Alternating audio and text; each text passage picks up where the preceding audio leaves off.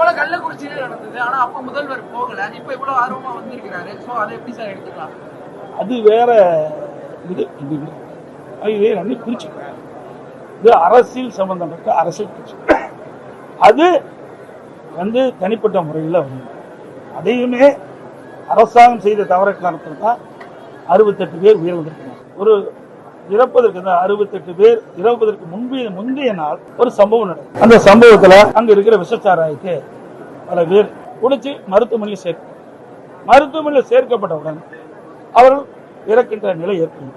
அப்பொழுது மாவட்ட ஆட்சித்தலைவர், மாவட்ட காவல்துறை கண்காணிப்பு ஒரு சட்டமன்றம் அமர்ந்து கொண்டு பேட்டி கொடுத்தார். அப்பொழுது உண்மை செய்தியை வெளியிடப்பட்டிருந்தால் அந்த உயிரிழப்பை தவிர்த்திருக்கலாம்.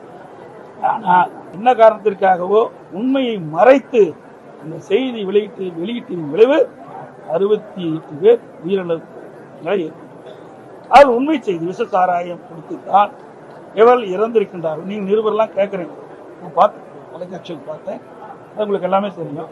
நீங்க இந்த கேள்வி கேட்கும்போது அதெல்லாம் இல்லை, அவர்கள் உடல்நிலை சரியில்லாத காரணத்தில் பல்வேறு காரணத்தை மாவட்ட ஆட்சியர் சொல்கிறார், அதனால் அவள் இறந்து விட்டார் என்ற செய்தியை சொல்கிறார். ஆக உண்மை நிலையை அவர்கள் சொல்லி இருந்தால் அடுத்த நாள் இவர்கள் இறந்துட்டாங்கள முந்தைய நாள் அடுத்த நாள் துக்கம் விசாரிக்க சென்றவர்கள் இந்த விஷச்சாராயத்தை குடித்திருக்க மாட்டார்கள், உயிரிழப்பு தவிர்த்திருக்கிறார்.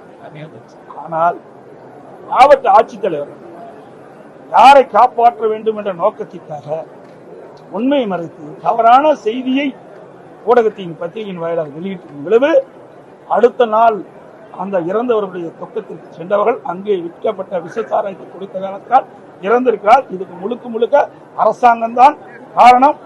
அவர்கள் தான் இதை ஏற்றுக்கொள்ள வேண்டும். அதனாலதான் முதலமைச்சர் அங்க போய் அங்க பாதிக்கப்பட்டவர்களை சந்திக்கவில்லை என்று நான் கருதுகிறேன்.